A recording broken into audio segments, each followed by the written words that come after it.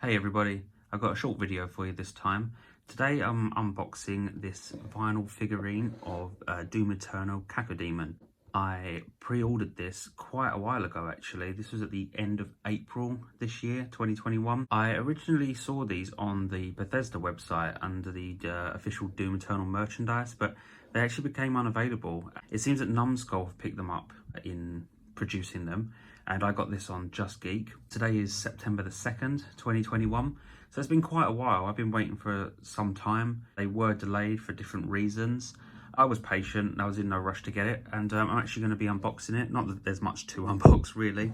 You can see what we've got here. It's a vinyl figurine of, personally, I think one of the most iconic enemies from the Doom series. That's probably why I wanted to get this one. There are others available, but this one for me is the one that I wanted. The box itself is pretty simplistic. There's not really much to say about the outer box. You've got a render of the figure up close. The one thing I do quite like about the box is this, the toy found. This is actually a direct reference to the in-game UI, because in the game itself you collect these toys that you find hidden around the map, and every time you pick one up, this pops up onto the screen. So that was, I think that was a very nice touch. So it's actually a collectible of a collectible.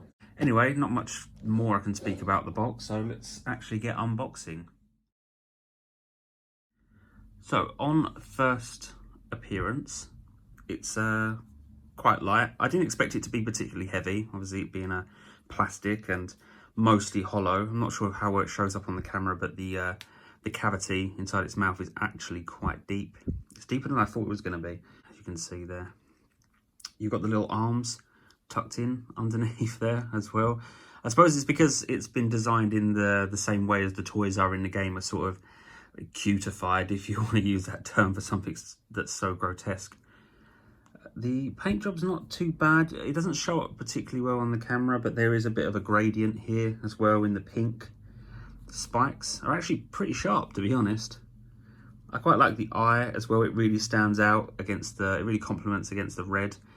The only thing I'm a little bit disappointed in is this paint job here. I don't know if you can see it, but the paint has sort of gone over the lines.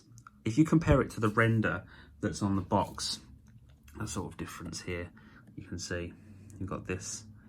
It's much shinier in the render. It looks like from the game itself, where it's very plasticky, very shiny, and the teeth, they're darker and they've got like a gradient on them.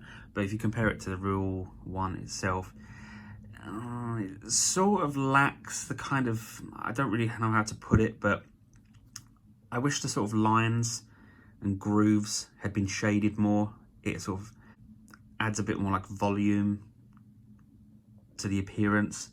I was hoping for this.